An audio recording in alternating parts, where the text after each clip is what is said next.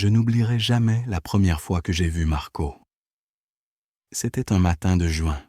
Le soleil se levait à peine sur la côte amalfitaine, teignant la mer d'or et de rose. J'étais descendu au port comme je le faisais chaque jour depuis mon arrivée à Positano, fuyant le poids des regards désapprobateurs de ma famille. Le fardeau d'être Alessandro Conti, comte héritier des vignobles les plus prestigieux de la région. Le port sentait le sel, le poisson frais, et cette odeur particulière que seule la Méditerranée possède. Un mélange d'iode et de liberté. Les pêcheurs rentraient de leur nuit en mer, leurs bateaux colorés dansant sur les vagues douces du matin. Et là, debout sur le quai, torse nu, sa peau bronzée, luisant de gouttelettes d'eau de mer, se tenait le plus bel homme que j'avais jamais vu. Marco Salvatore. J'apprendrai son nom plus tard, mais en ce premier instant, je ne connaissais que la courbe de ses épaules musclées, la ligne parfaite de sa mâchoire, ses cheveux noirs ébouriffés par le vent marin. Il remontait ses filets avec une grâce naturelle, ses muscles jouant sous sa peau à chaque mouvement. Chaque geste était une danse, un ballet masculin et primal qui me captivait complètement. Je remarquais la façon dont ses mains, grandes et capables, manièrent les cordes avec une dextérité qui parlait d'années d'expérience. Il y avait de la poésie dans son travail, une beauté brute que les gens de mon monde ne pourraient jamais comprendre. Quand il a levé les yeux et que nos regards se sont croisés, j'ai senti quelque chose se briser en moi, ou peut-être se réparer. C'était comme si une serrure que je ne savais pas porter avait soudain trouvé sa clé. Mon cœur s'est mis à battre de manière irrégulière, ma bouche s'est asséchée, et j'ai eu cette sensation étrange de chute et d'envol simultané. Dans ce regard, bref mais intense, j'ai vu une reconnaissance mutuelle, comme si nos âmes se saluaient après une longue séparation. Ses yeux étaient de ce brun profond, presque noir, que l'on ne trouve qu'en Sicile. Et dans ses yeux, j'ai vu qu'il me reconnaissait, pas comme le comte Alessandro, mais comme quelqu'un d'autre, quelqu'un que je ne m'autorisais jamais à être. « Vous êtes matinal pour un signor », dit-il en sicilien, un sourire jouant sur ses lèvres. Sa voix était grave, légèrement rauque, comme si elle portait en elle tous les secrets de la mer. Il y avait une musicalité dans son accent sicilien, différent de l'italien raffiné que je parlais, plus terre-à-terre, plus réel.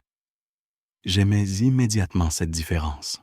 « Je préfère le port au palazzo », répondis-je, surpris par ma propre sincérité.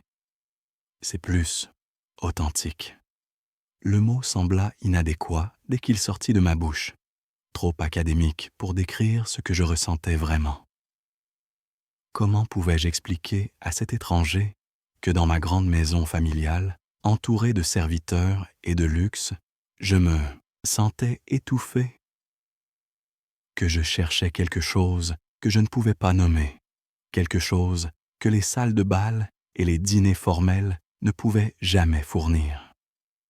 Il rit, un son qui résonna dans ma poitrine comme une cloche. Authentique, c'est un mot élégant pour dire que ça sent le poisson. Ses yeux pétillaient d'amusement, mais pas de méchanceté. Il me taquinait, me testait peut-être, voyant jusqu'où il pouvait aller avec le jeune aristocrate qui se tenait devant lui. Malgré moi, je souris. Personne ne m'avait parlé avec cette familiarité désinvolte depuis des années. Dans mon monde, chaque mot était pesé, chaque geste calculé, chaque sourire mesuré selon les conventions sociales. Les gens me parlaient avec déférence, avec prudence, toujours conscients de mon statut, de mon nom, de ce que je représentais. Mais cet homme, ce pêcheur aux yeux noirs, me parlait comme à un égal. C'était rafraîchissant, libérateur même. Peut-être que j'aime l'odeur du poisson, répliquai-je, m'étonnant moi-même de ma légèreté. Quand avais-je eu une conversation aussi simple, aussi naturelle pour la dernière fois? Je ne m'en souvenais pas. Alors, vous êtes plus fou que vous n'en avez l'air, signor. Il attacha son filet et s'essuya les mains sur un vieux chiffon, un geste si banal et pourtant si captivant. Ses mains étaient grandes, marquées par le travail dur, les ongles courts et propres malgré son métier. Des mains honnêtes, pensai-je.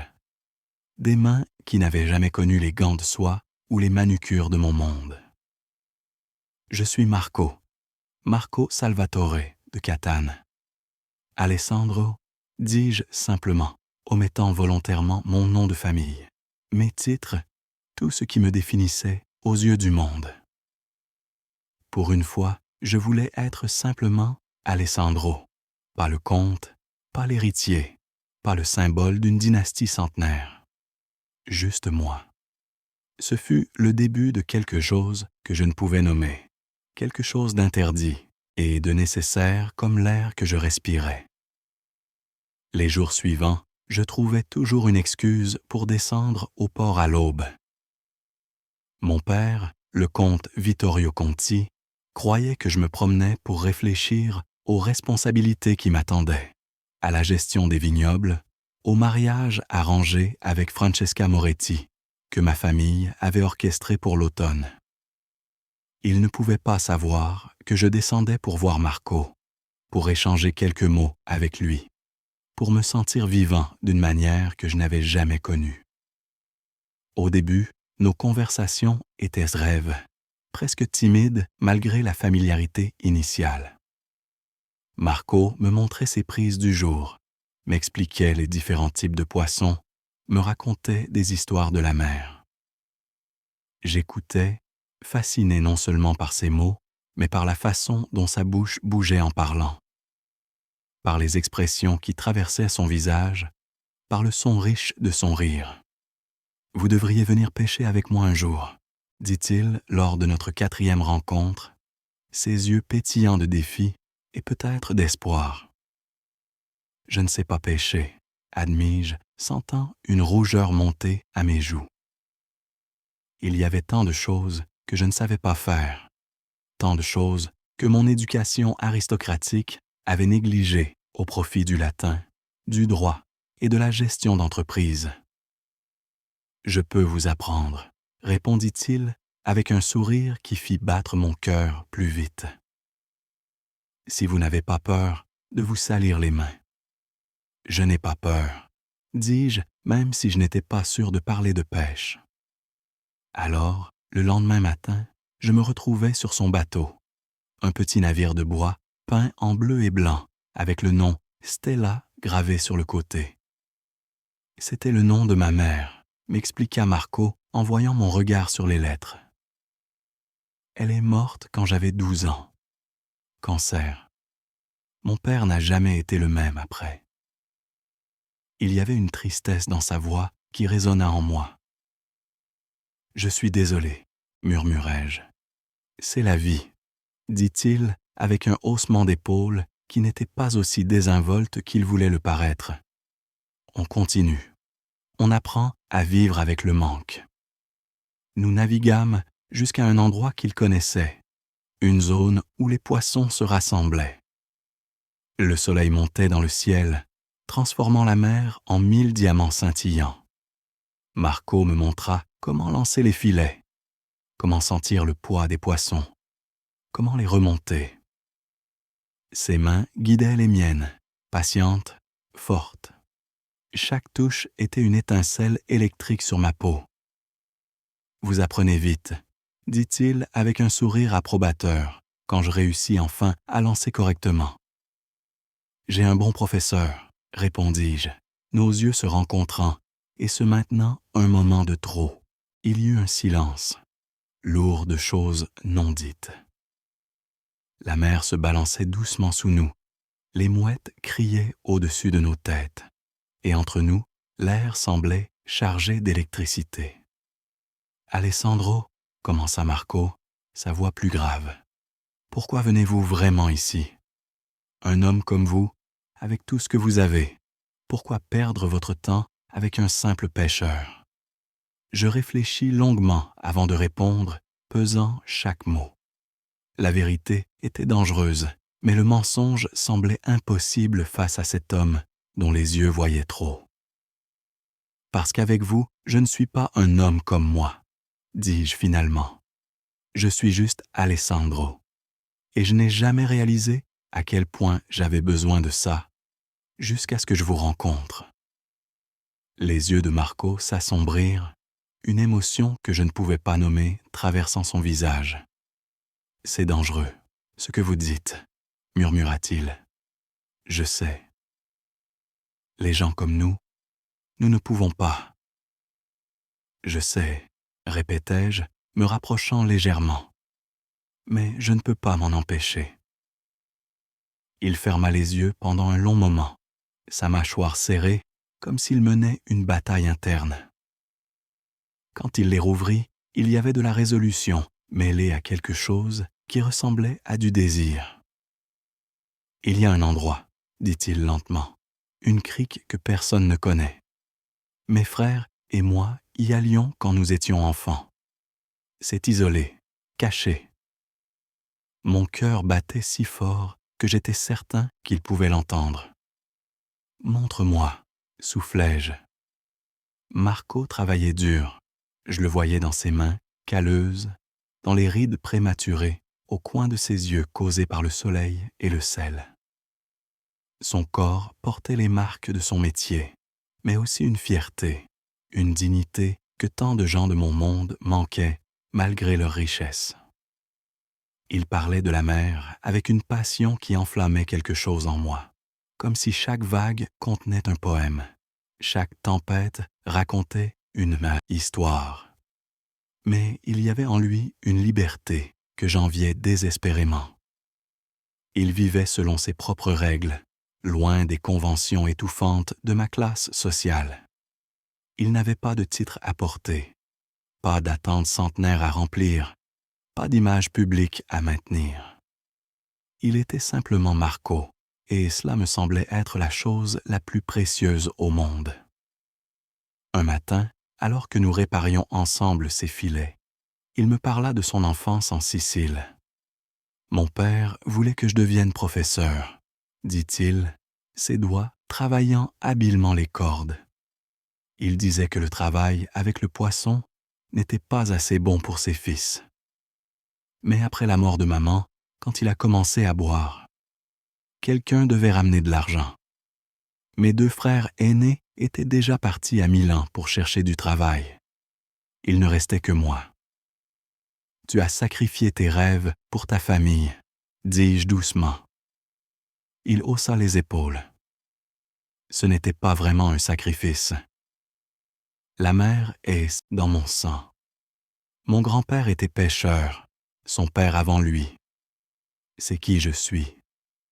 Et vous, que vouliez-vous être avant de savoir que vous seriez comte? La question me prit au dépourvu.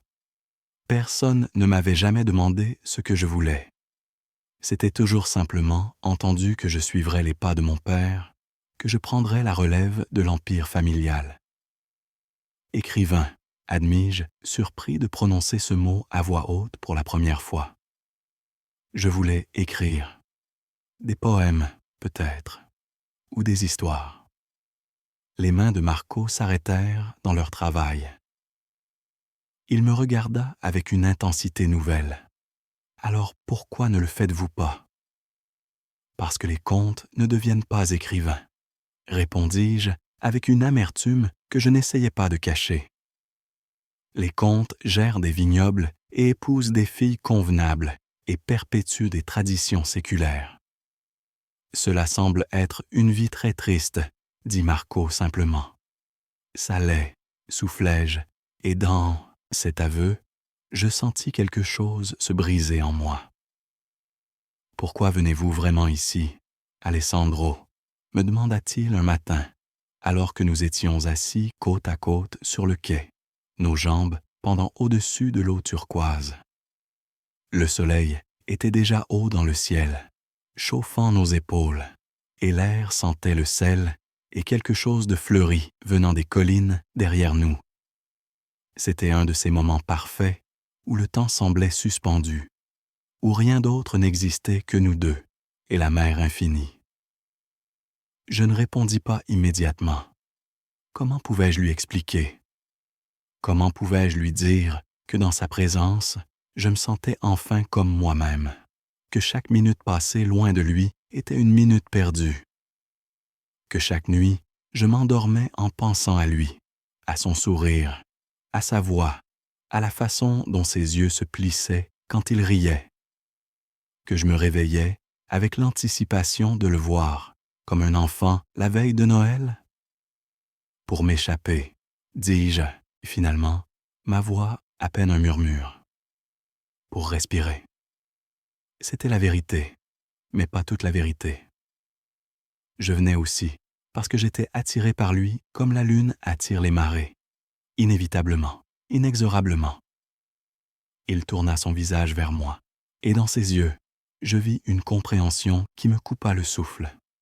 Il savait ce que je ne pouvais pas dire à voix haute, ce que je pouvais à peine m'avouer à moi-même.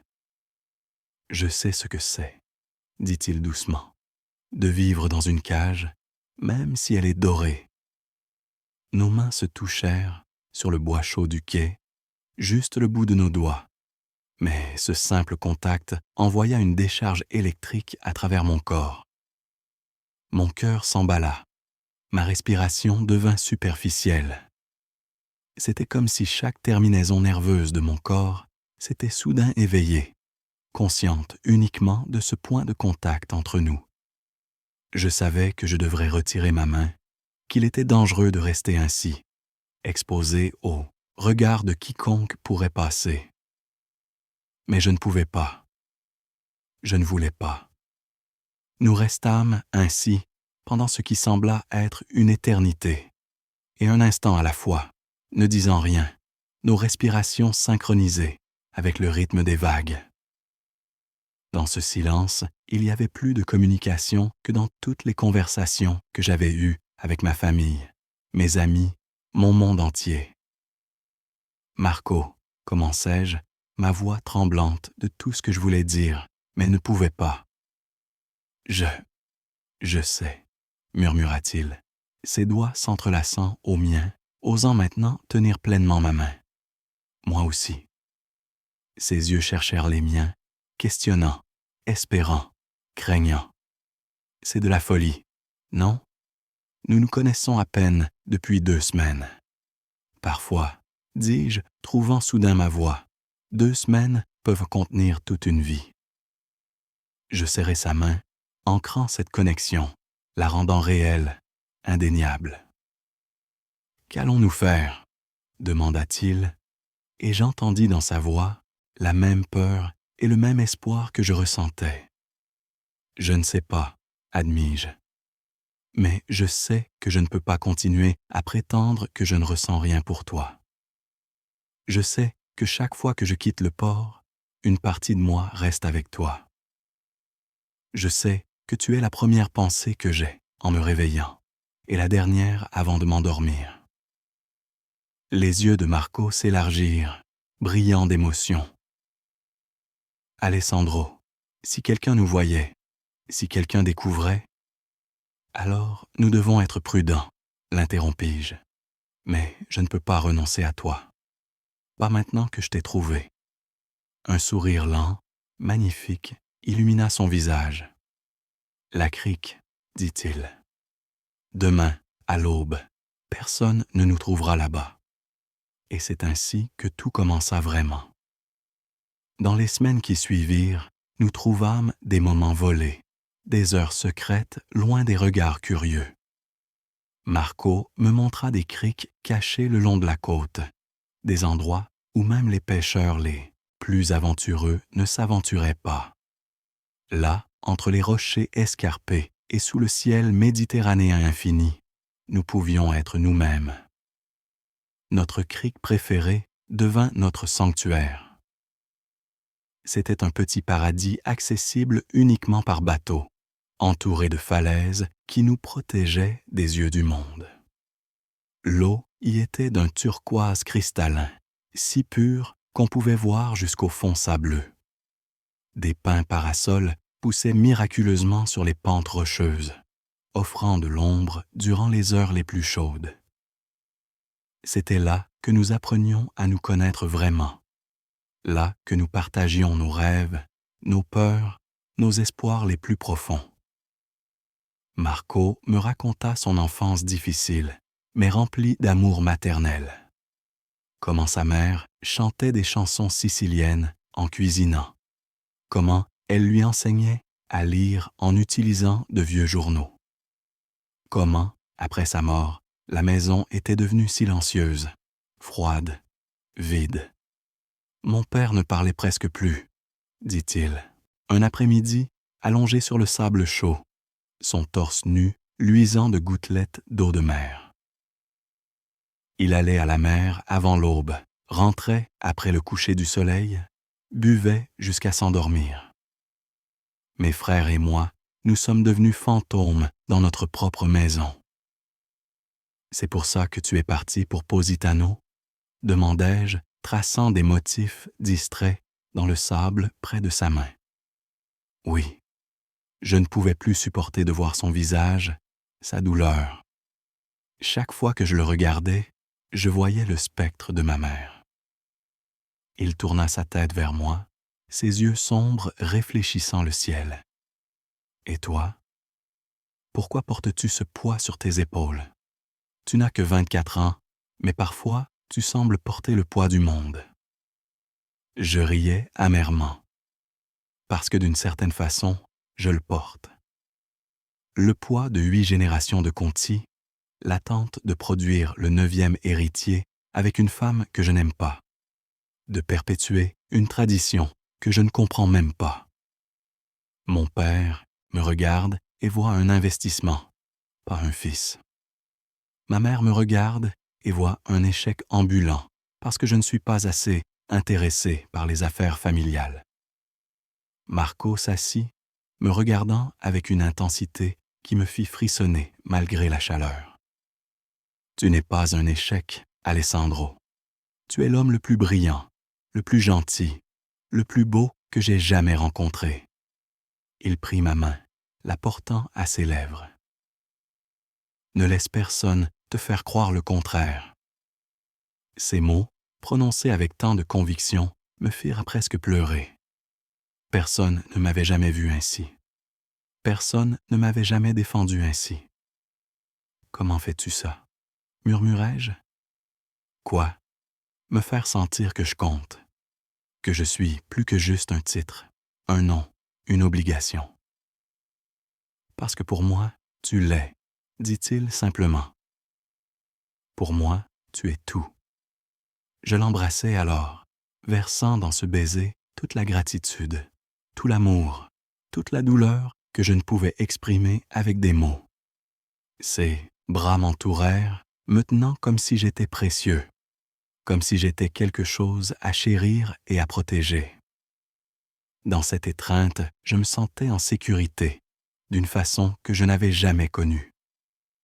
Nous passions des heures ainsi, parlant de tout et de rien.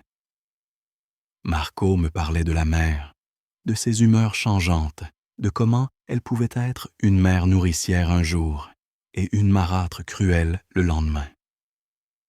Il m'enseignait à lire le ciel, à prédire le temps en observant les nuages et les oiseaux. Il me montrait comment plonger pour attraper des oursins, riant de mes tentatives maladroites. « Tu es un aristocrate jusqu'au bout des doigts », taquinait-il. « Même sous l'eau, tu maintiens ta dignité. »« C'est incurable, j'en ai peur », répondais-je en riant, savourant ces moments de légèreté, si rares dans ma vie habituelle. Je lui parlais de mes livres préférés, lui lisant parfois des passages de poésie que j'avais mémorisés. Il écoutait, fasciné, même s'il ne comprenait pas toujours les métaphores complexes. « Lis-moi encore », demandait-il souvent, et j'obéissais, ma voix portée par la brise marine, les mots d'amour des poètes morts résonnant d'une nouvelle signification entre nous.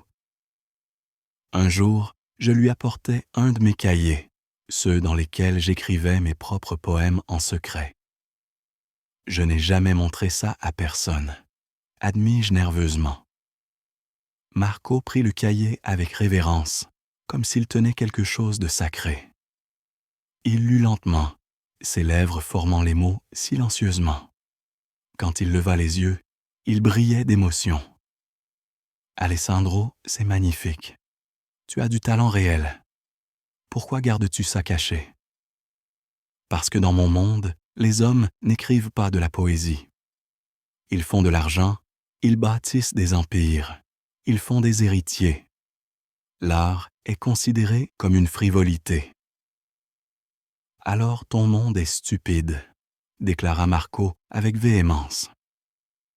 Ce que tu as écrit ici, il tapota le cahier, mais c'est plus précieux que tout l'or de tes vignobles. Ces paroles, cette validation, signifiaient plus pour moi que tous les compliments polis que j'avais reçus de ma vie de salon et de dîner mondain. Je me souviens d'un après-midi en particulier. Nous étions dans notre crique isolée, l'eau était d'un bleu si profond qu'elle semblait irréelle. Le soleil était au zénith, transformant la mer en 1 million de diamants scintillants. Marco nageait, son corps se mouvant à travers l'eau avec la même grâce qu'il utilisait pour réparer ses filets. Je l'observais depuis le rivage, mon cœur battant si fort que j'étais certain qu'il pouvait l'entendre malgré le bruit des vagues. Il était magnifique. Chaque mouvement était fluide, naturel, comme s'il faisait partie de l'océan lui-même. Son corps bronzé brillait sous le soleil, des gouttelettes d'eau accrochées à sa peau comme des perles. J'avais passé 24 ans à admirer l'art dans les musées, les sculptures de Michel-Ange, les peintures de Caravage, mais rien ne m'avait préparé à la beauté vivante, respirante de Marco Salvatore, émergeant de la Méditerranée comme une divinité antique. Quand il sortit de l'eau, des gouttelettes glissant le long de son torse, de son ventre plat, je ne pus détourner le regard. L'eau traçait des rivières sur sa peau bronzée, suivant les contours de ses muscles, créant des chemins de lumière.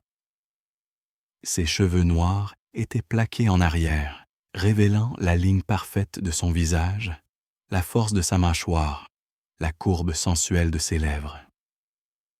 Il s'approcha de moi, lentement, ses yeux noirs fixés sur les miens, avec une intensité qui me fit frissonner, malgré la chaleur de l'été. Je pouvais voir la question dans ses yeux, le désir mêlé à l'incertitude, l'espoir teinté de peur. « Tu me regardes comme si tu voulais me dévorer », dit-il, avec un sourire en coin qui fit monter le rouge à mes joues. Sa voix était rauque, plus grave que, d'habitude, chargée d'une émotion que je reconnaissais car elle résonnait en moi. « Peut-être que c'est le cas, » répondis-je avec une audace qui me surprit moi-même. Mon cœur battait si fort que je pouvais l'entendre dans mes oreilles. Un tambour primitif qui noyait presque le son des vagues. Il s'agenouilla devant moi, dans le sable chaud, si proche que je pouvais sentir l'odeur du sel sur sa peau. Voir chaque goutte d'eau qui perlait encore sur ses épaules. Compter les battements de son cœur dans la veine de son cou. « Alessandro » murmura-t-il, levant une main pour toucher mon visage avec une telle douceur que j'en eus les larmes aux yeux. « Si nous faisons ça, si nous franchissons cette ligne, il n'y aura pas de retour en arrière. Tout changera, nous changera. » « Je ne veux pas de retour en arrière » soufflai-je, couvrant sa main avec la mienne, pressant sa paume contre ma joue. « Je ne veux pas rester celui que j'étais avant de te connaître. » Cette personne était à moitié vivante, à moitié endormie, passant à travers la vie comme un somnambule. Ses lèvres touchèrent les miennes avec une douceur qui contrastait avec la passion que je sentais vibrer entre nous comme une corde de violon tendue à se rompre. C'était mon premier vrai baiser, le premier qui comptait vraiment. Tous les autres, les baisers timides échangés avec des filles lors de bals formels, les baisers expérimentaux avec une cousine éloignée n'avaient été que de pâles ombres de ceux-ci. Tout ce qui était venu avant n'était que préparation pour ce moment, pour ses lèvres salées contre les miennes, pour ses mains dans mes cheveux, pour la façon dont mon corps entier semblait prendre feu sous son toucher. Le baiser s'approfondit, devint plus urgent. Sa langue effleura mes lèvres et je m'ouvris à lui, les laissant se rencontrer, danser, découvrir.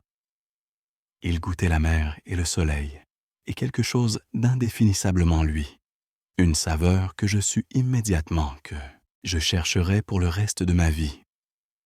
Nous tombâmes dans le sable ensemble, nos corps s'entrelaçant comme les vagues et le rivage, inséparables, éternels. Ses mains exploraient ma peau avec une révérence qui me fit me sentir précieux, désiré d'une manière que je n'avais jamais connue. Il touchait mon visage comme s'il mémorisait chaque trait, traçait mes lèvres avec son pouce, suivait la ligne de ma mâchoire, descendait le long de mon cou, où mon pouls battait follement. Chaque caresse, chaque baiser, chaque murmure échangé était une déclaration, une promesse silencieuse que nous ne pouvions faire à voix haute. « Tu es si beau », murmura-t-il contre ma peau, embrassant mon épaule, ma clavicule, la base de ma gorge. J'ai rêvé de ce moment depuis ce premier matin au port. J'avais peur que si je te touchais, tu disparaîtrais comme un mirage. Je suis réel, soufflai-je, mes mains explorant le terrain de son dos, sentant le jeu de ses muscles sous ma paume. Je suis ici, je suis à toi. Le temps perdit tout sens. Il n'y avait que nous, le sable chaud, le soleil brûlant, le goût du sel et du désir. Nous explorions, découvrions, apprenions le langage de nos corps.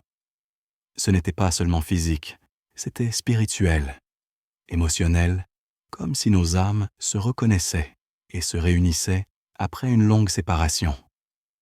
Chaque soupir, chaque frisson, chaque murmure de plaisir tissait un lien entre nous plus fort que n'importe quelle chaîne, plus durable que n'importe quel vœu.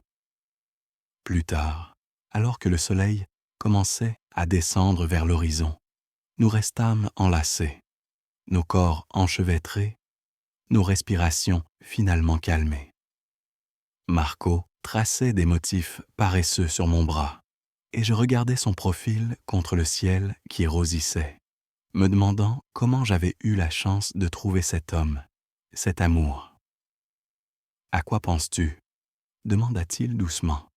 « Que je voudrais que ce moment dure éternellement, répondis-je, honnêtement. Que je voudrais pouvoir arrêter le temps, rester ici avec toi, dans cette crique, loin du monde et de ses attentes. »« Moi aussi, » murmura-t-il, me serrant plus fort. Mais le soleil se couche, et avec lui vient la nuit, et avec la nuit, la réalité. Il avait raison, bien sûr. Nous ne pouvions pas rester dans notre bulle éternellement. Mais pour ces quelques heures parfaites, nous avions eu notre paradis. Avant de continuer, j'aimerais savoir, de quelle ville nous écoutez-vous en ce moment? Écrivez-le dans les commentaires. J'adore savoir d'où viennent mes auditeurs. Et dites-moi, cette histoire vous plaît-elle jusqu'à présent? Donnez-nous une note de 0 à 10 dans les commentaires. Les semaines passèrent dans une brume de bonheur volé. Chaque matin, je me réveillais avec l'anticipation de voir Marco. Chaque nuit, je m'endormais avec le souvenir de son toucher gravé sur ma peau. Nous étions prudents, toujours prudents. Dans l'Italie de 1989, particulièrement dans nos communautés traditionnelles, ce que nous partagions était plus qu'interdit, c'était impensable. ma mère, la comtesse Helena, commença à remarquer mes absences. « Alessandro, tu négliges tes responsabilités », me dit-elle un soir au dîner, sa voix douce mais ferme. « Ton père a besoin de toi au vignoble. Et Francesca attend de tes nouvelles. » Francesca. La simple mention de son nom était comme un seau d'eau glacée. Elle était belle, intelligente, d'une famille respectable. Sur le papier, nous étions le couple parfait. Mais mon cœur appartenait déjà à un pêcheur sicilien aux yeux noirs et aux mains calleuses. « Mère, je ne suis pas certain de vouloir ce mariage, » dis-je, les mots sortant avant que je puisse les retenir. Le silence qui suivit fut assourdissant. Mon père posa lentement sa fourchette, ses yeux gris acier se fixant sur moi avec une intensité qui me glaça. « Ce n'est pas une question de vouloir, Alessandro, » dit-il avec une voix dangereusement calme. « C'est une question de devoir, d'honneur, de continuité de notre lignée. Les Conti ne se marient pas par amour. Nous nous marions pour préserver notre héritage. Et si je refuse ?» Les mots étaient sortis avant que je puisse les arrêter. Mon père se leva brusquement, sa chaise raclant le sol de marbre. « Alors tu ne seras plus mon fils. Tu n'auras plus de place dans cette famille, plus d'héritage, plus de nom. Est-ce vraiment ce que tu veux? » Je baissai les yeux, incapable de soutenir son regard. Non, ce n'était pas ce que je voulais. Mais voulais-je vivre une vie entière de mensonges? Voulais-je épouser Francesca en sachant que mon cœur appartenait à un autre? Cette nuit-là, je retrouvais Marco dans notre crique secrète. La lune était pleine, transformant la mer en argent liquide. Il était déjà là, assis sur un rocher, regardant l'horizon. Quand il entendit mes pas, il se tourna, et son sourire s'effaça immédiatement, en voyant mon expression. « Qu'est-ce qui s'est passé ?» demanda-t-il, se levant pour venir vers moi. « Mon père, » commençai-je, ma voix se brisant. « Il veut que j'épouse Francesca Moretti en automne. Si je refuse, je perds tout. » Marco resta silencieux pendant un long moment, ses yeux scrutant mon visage dans la lumière argentée de la lune. « Et tu veux mon avis ?» dit-il finalement. « Je veux que tu me dises de rester, » soufflai-je.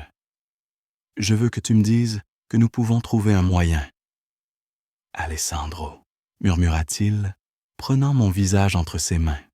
« Tu sais que c'est impossible. Ton monde et le mien, ils ne se mélangent pas. Tu es un comte, l'héritier d'un empire. Je suis un pêcheur qui peut à peine lire et écrire. »« Je m'en fiche, » dis-je avec véhémence, des larmes brûlant mes yeux. « Je m'en fiche de tout ça. Je t'aime, Marco. Je t'aime d'une manière qui me fait peur, d'une manière qui me consume. » C'était la première fois que je prononçais ces mots à voix haute. Marco ferma les yeux, une expression douloureuse traversant son beau visage. « Je t'aime aussi, Alessandro, » murmura-t-il. « Dieu me pardonne, mais je t'aime. Mais l'amour ne suffit pas toujours. Parfois, l'amour signifie laisser partir. »« Non, » sanglotai-je, m'accrochant à lui. « Non, je ne te laisserai pas partir. Je ne peux pas. » Il m'embrassa alors, avec une passion désespérée qui goûtait les larmes salées et les adieux. Nous fîmes l'amour cette nuit-là, sur le sable doux, sous les étoiles indifférentes, comme si c'était la dernière fois, comme si nous pouvions graver ce moment dans notre chair et le porter avec nous pour toujours. Les jours suivants passèrent dans un brouillard de désespoir. Je savais que le temps filait entre mes doigts comme du sable. L'automne approchait, et avec lui, mon mariage arrangé. Marco et moi continuions à nous voir, mais quelque chose avait changé. Il y avait une tristesse dans ses yeux qui ne me quittait jamais, une résignation qui me brisait le cœur. Un soir, alors que nous étions allongés ensemble dans notre crique, regardant le coucher de soleil teinter le ciel de pourpre et d'or, Marco parla. « J'ai pris une décision, dit-il doucement. Mon cœur se serra. Quelle décision? Je pars. Retour en Sicile. Mon frère a besoin d'aide avec son bateau de pêche. C'est mieux ainsi, Alessandro. Si je reste, ça ne fera que rendre les choses plus difficiles pour toi. » Non, murmurai-je, me tournant vers lui. Marco, non, tu ne peux pas partir. Si, je peux, dit-il, et je vis des larmes briller dans ses yeux pour la première fois. Et je dois le faire, pour toi, pour que tu puisses vivre la vie que tu es censé vivre. Je ne veux pas cette vie sans toi dedans. Tu apprendras à vivre avec, dit-il, caressant ma joue avec tendresse. Nous porterons tous les deux cet été pour le reste de nos vies. Ces moments, personne ne peut nous les enlever. Mais je voulais plus que des souvenirs. Je voulais un avenir. Je voulais des matins où je me réveillerais à côté de lui, des soirées où nous préparerions le dîner ensemble, des années de quotidien banal et merveilleux. Je voulais tout ce qui nous était refusé. « Quand pars-tu » demandai-je, ma voix à peine audible. « Demain, le bateau part à l'aube. » Cette nuit-là, nous ne dormîmes pas. Nous restâmes enlacés, parlant de tout et de rien, gravant chaque détail l'un de l'autre dans notre mémoire. La façon dont ses sourcils se fronçaient quand il était concentré. Le petit grain de beauté sur son épaule gauche. La façon dont il riait, la tête rejetée en arrière. Le son de mon nom dans sa bouche. À l'aube, nous marchâmes ensemble jusqu'au port. Les premières lueurs du jour peignaient le ciel de rose et d'orange, exactement comme ce premier matin où je l'avais vu. Le cercle se fermait, cruel et parfait. « Je ne t'oublierai jamais, » dis-je, ma main serrant la sienne une dernière fois. « Ni moi, » répondit-il, « tu seras toujours dans mon cœur, Alessandro. Toujours. » Un dernier baiser, doux et salé de nos larmes mêlées. Puis il monta sur le bateau, et je le regardais s'éloigner, devenant de plus en plus petit, jusqu'à ce qu'il ne soit plus qu'un point à l'horizon, puis plus rien du tout. Je restai là longtemps après que le bateau eut disparu, regardant la mer vide, sentant quelque chose en moi se briser irrémédiablement. Les mois qui suivirent furent les plus sombres de ma vie. J'épousai Francesca en octobre, dans une cérémonie somptueuse qui sembla durer une éternité. La cathédrale était remplie de l'élite italienne, des centaines de personnes venues célébrer l'union de deux grandes familles. Les fleurs, importées spécialement de Hollande, remplissaient l'air d'un parfum écœurant. L'orgue jouait, majestueux et lugubre à mes oreilles, comme une marche funèbre. Elle était radieuse dans sa robe blanche, souriante et heureuse, rêvant peut-être d'une vie qu'elle n'aurait jamais. Moi, j'étais un mort-vivant, accomplissant les gestes mécaniquement, prononçant les vœux sans les sentir. Quand le prêtre me demanda si je prenais Francesca pour épouse, il y eut un moment de silence terrible où j'envisageais de dire non, de me retourner et de courir, de sauter dans une voiture et de conduire jusqu'en Sicile pour trouver Marco. Mais je voyais le visage de mon père dans la première rangée, dur comme le marbre, et je savais ce que mon refus signifierait. Alors je dis oui, et ce simple mot fut la plus grande trahison de ma vie, pas envers Francesca, mais envers Marco, envers moi-même. La nuit de noces fut une torture raffinée. Francesca était douce, patiente, essayant de me mettre à l'aise. Mais chaque fois qu'elle me touchait, je pensais à Marco. Chaque fois que ses lèvres trouvaient les miennes, je me souvenais du goût du sel et du soleil. Finalement, je ne pus continuer. Je m'assis au bord du lit la tête dans mes mains. Et pour la première fois depuis des mois, je pleurais. Francesca n'était pas stupide. Elle s'assit à côté de moi, enveloppant un drap autour d'elle. Elle ne dit rien pendant longtemps, me laissant pleurer. Puis, elle posa doucement sa main sur mon épaule. « Tu ne m'aimes pas, n'est-ce pas ?» me demanda-t-elle, sa voix étonnamment calme pour une nouvelle mariée dans cette situation. Je ne pouvais pas lui mentir. « Je suis désolé, » murmurai-je entre mes sanglots. « Tu mérites mieux que ça. Tu mérites quelqu'un qui t'aime vraiment. » À ma surprise, elle ne pleura pas. Elle ne cria pas. Elle ne me gifla pas. Elle posa simplement sa main sur la mienne. « Moi non plus, je ne t'aime pas de cette façon, » dit-elle, doucement, et il y avait du soulagement dans sa voix. Je pensais que quelque chose n'allait pas chez moi, que j'étais anormal. Mais maintenant je comprends. Nous sommes deux âmes qui ne sont pas faites l'une pour l'autre. Je la regardais, surpris. « Tu n'es pas en colère ? Je suis triste, » admit-elle. « Pas pour moi, mais pour nous deux. Nous sommes des pions dans un jeu que nous n'avons pas choisi de jouer. » Elle essuya mes larmes avec une douceur maternelle. « Il y a quelqu'un d'autre, n'est-ce pas ?» Je hochai la tête, incapable de parler. « L'aimes-tu ? » ?»« Plus que ma propre vie, » soufflai-je. « Alors peut-être, » dit-elle lentement, « peut-être pouvons-nous au moins être amis. Alliés dans ce mariage arrangé, nous pouvons nous protéger mutuellement, nous donner de l'espace pour respirer, même si nous ne pouvons pas avoir ce que nous voulons vraiment. Et c'est ce que nous fûmes. Francesca devint ma confidente, ma complice, la seule personne à qui je pouvais parler de Marco, même si je ne lui révélais jamais tous les détails. Elle comprenait, d'une certaine manière. Elle aussi avait des rêves qui s'étaient brisés contre les rochers des attentes familiales. Elle me raconta plus tard qu'elle aimait un professeur d'art, un homme sans fortune ni titre, que ses parents avaient rejeté immédiatement. « Nous sommes comme des oiseaux en cage, » dit-elle un soir, des mois après notre mariage, alors que nous prenions le thé sur la terrasse. Nous pouvons chanter, nous pouvons faire semblant d'être heureux, mais nous ne connaîtrons jamais la liberté de voler. Les années passèrent dans cette routine étrange.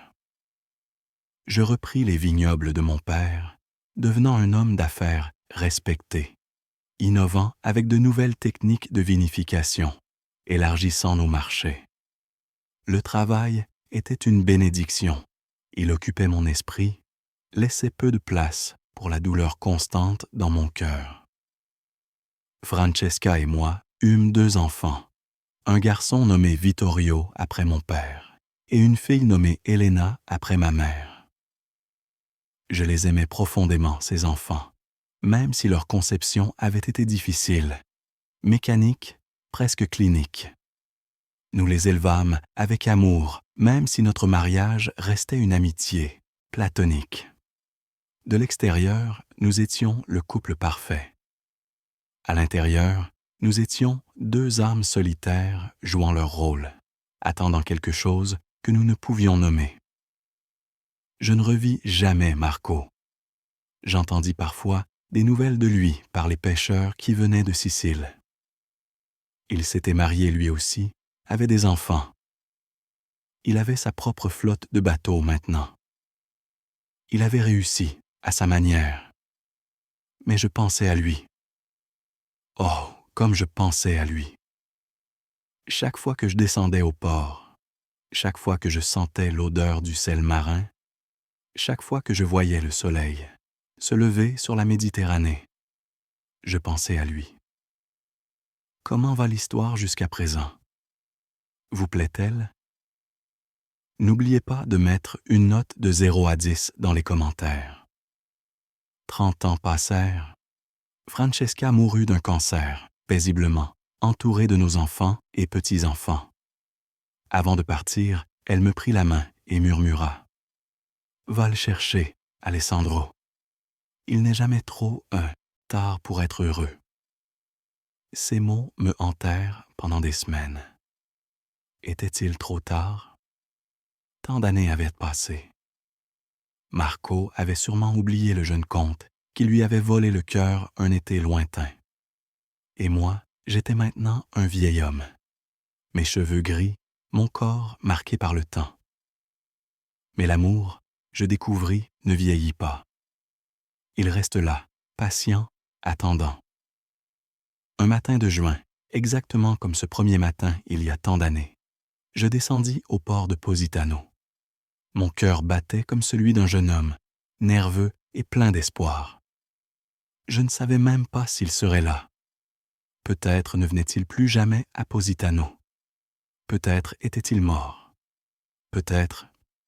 Et puis je le vis. Il était plus vieux, bien sûr. Ses cheveux noirs étaient striés de gris. Des rides profondes entouraient ses yeux. Mais c'était lui. C'était toujours lui. Mon Marco. Il me vit au même moment. Nos yeux se rencontrèrent à travers le quai bondé et le monde s'arrêta. Toutes ces années, toute cette douleur, tout ce temps perdu s'évanouit en un instant. Il marcha vers moi, lentement, comme s'il avait peur que je disparaisse s'il se déplaçait trop vite. Quand il fut devant moi, si proche que je pouvais voir les paillettes d'or dans ses yeux noirs, il sourit ce sourire que je n'avais jamais oublié. « Tu es matinal pour un signor, » dit-il, reprenant exactement les mêmes mots qu'il avait prononcés ce premier matin. Je ris, des larmes coulant librement sur mes joues. Je préfère le port au palazzo. C'est plus authentique. Alessandro, murmura-t-il, son nom sur mes lèvres comme une prière. J'ai attendu. Toutes ces années, j'ai espéré que tu reviendrais. Marco, soufflai-je, je n'ai jamais cessé de t'aimer, pas un seul jour. Moi non plus, dit-il, prenant ma main dans la sienne, ouvertement, sans se cacher. Pas un seul jour. Nous nous embrassâmes, là, sur le quai, devant les pêcheurs surpris, devant les touristes curieux, devant le monde entier. Et cette fois, il n'y avait pas de honte, pas de peur, pas de secret. Juste deux hommes qui avaient attendu une vie entière pour être ensemble. Ma femme est morte il y a 5 ans, me dit-il plus tard, alors que nous marchions le long de la plage, main dans la main. Elle savait. Elle a toujours su à propos de toi. Avant de partir, elle m'a dit d'arrêter de vivre dans le passé et d'aller te chercher. Francesca m'a dit la même chose, répondis-je, émerveillé par la synchronicité de tout cela. Nous avons des anges gardiens sages, dit Marco avec un sourire triste. Que faisons-nous maintenant? Demandai-je, soudain nerveux. Nous ne sommes plus de jeunes hommes. Ma famille, tes enfants. Alessandro, dit-il, s'arrêtant pour me faire face. Nous avons perdu 30 ans. Je refuse de perdre une seule minute de plus. Si tes enfants ne peuvent pas accepter qui tu es vraiment, c'est leur problème, pas le tien. J'en ai fini de vivre pour les autres. Il avait raison. Il avait toujours raison. Les semaines suivantes furent un tourbillon. Mes enfants furent surpris, bien sûr, mais ils m'aimaient assez pour vouloir mon bonheur. La société parla. Les langues se délièrent, mais pour la première fois de ma vie, je m'en fichais. Marco vint vivre avec moi dans le palazzo familial. Nous scandalisâmes la bonne société de Positano. 2 vieux hommes vivant ouvertement ensemble, se promenant main dans la main sur la plage, s'embrassant sans se cacher. Mais nous étions heureux, véritablement, profondément heureux. « Regrettes-tu » me demanda Marco une nuit alors que nous étions allongés dans notre lit, regardant la lune à travers la fenêtre ouverte. De quoi? Tout ce temps perdu, toutes ces années où nous aurions pu être ensemble. Je réfléchis à sa question. Bien sûr, une partie de moi regrettait. Regrettait chaque jour, chaque heure, chaque minute que nous n'avions pas partagée. Mais non, dis-je finalement, parce que tout ce qui s'est passé nous a amenés ici, à ce moment exact. Et ce moment est parfait. Marco se tourna vers moi, ses yeux brillants dans la pénombre. Tu es un romantique incurable, Alessandro Conti. Seulement avec toi, murmurai-je, l'embrassant doucement. Nous vécûmes ainsi pendant 10 belles années. 10 années de matin où je me réveillais à côté de lui, de cafés partagés sur la terrasse avec vue sur la mer, de promenades au port où tout avait commencé. 10 années de quotidien banal et merveilleux. Marco mourut paisiblement dans son sommeil, à l'âge de 79 ans. Je trouvais son corps le matin, encore chaud, son visage serein. Sur sa table de nuit, il y avait une lettre. « Mon cher Alessandro, lisais-je à travers mes larmes. Si tu lis ceci, c'est que je suis parti. Ne pleure pas trop longtemps, mon amour. Nous avons eu plus que la plupart des gens n'ont dans toute une vie. Nous avons eu notre été à Positano et nous avons eu notre automne ensemble. Quel privilège c'était d'être aimé par toi, d'être connu par toi, d'être choisi par toi encore et encore. Retourne à notre crique, celle où nous nous sommes aimés pour la première fois. J'ai laissé quelque chose pour toi là-bas. Je t'aime aujourd'hui, demain et pour toujours, ton Marco. » Avec des mains tremblantes, je descendis à notre crique secrète. Elle n'avait pas changé, protégée par les rochers, cachée du monde. Et là, gravé dans un rocher plat, je trouvais ces mots. Alessandro plus Marco, été 1989, éternité. Je m'assis là, sur le sable qui avait été témoin de notre amour, et je pleurais. Je pleurais pour la jeunesse perdue, pour les années volées, pour l'amour qui avait survécu à tout. Mais je pleurais aussi de gratitude, parce que malgré tout, malgré les obstacles, malgré le temps, nous avions eu notre histoire. Certains pourraient dire que notre histoire est triste, que nous avons perdu trop de temps, que nous aurions dû nous battre plus fort dès le début. Mais je ne vois pas les choses ainsi. Je vois deux hommes qui se sont aimés de toute leur âme, qui ont trouvé leur chemin l'un vers l'autre malgré tout, qui ont eu le courage de saisir leur bonheur même s'il était tardif. L'amour, j'ai appris, ne suit pas de calendrier. Il ne se mesure pas en années, mais en moments. Et Marco et moi avons eu des moments magnifiques, d'abord dans la passion juvénile de cet été à Positano, puis dans la tendresse mature de nos dernières années ensemble. Je suis un vieil homme maintenant, approchant de ma propre fin. Mes enfants et petits-enfants me rendent visite régulièrement, apportant vie et rire dans ce vieux palazzo. Ils connaissent mon histoire, l'histoire de Marco et moi. Je la leur ai racontée sans honte, sans regret. Et vous savez quoi? Ils la trouvent belle. Mon petit-fils, qui a 16 ans et lutte avec sa propre identité, est venu me voir, l'autre jour. « Grand-père, a-t-il dit timidement, je crois que je suis comme toi. » Je l'ai pris dans mes bras, ce beau garçon, avec toute sa vie devant lui. « Alors tu es chanceux, lui ai-je dit, parce que tu grandis dans un monde différent. Tu n'auras pas à attendre 30 ans pour être toi-même. Promets-moi de ne jamais avoir honte de qui tu es. » Il a promis, les larmes aux yeux. C'est pour lui et pour tous ceux qui sont comme lui que je raconte cette histoire.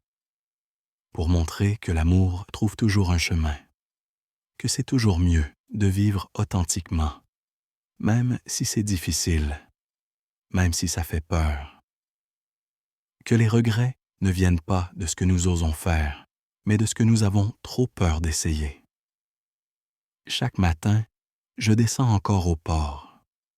Je m'assois sur le même quai où j'ai vu Marco pour la première fois, où je l'ai revu après 30 ans, où nous avons passé tant de matins ensemble dans nos dernières années. Et je sens sa présence avec moi, dans le sel de l'air, dans le cri des mouettes, dans le mouvement éternel des vagues.